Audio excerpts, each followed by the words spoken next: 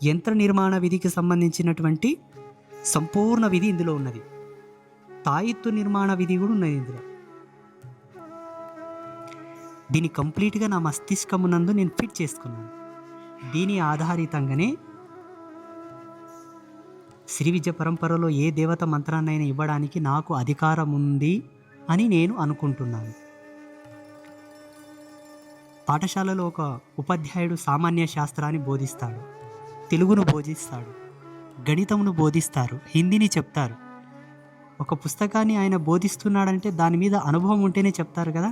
ఇప్పుడు దీంట్లో నాకు అనుభవం ఉంది కాబట్టి మొన్న వారాహి మంత్రం, అంతకుముందు కామాఖ్య మంత్రం, అష్టలక్ష్మి మంత్రం, ఇప్పుడు శ్యామల మంత్రం ఇవ్వడానికి దీని యొక్క అనుభవం,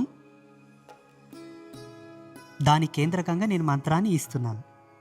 ఇది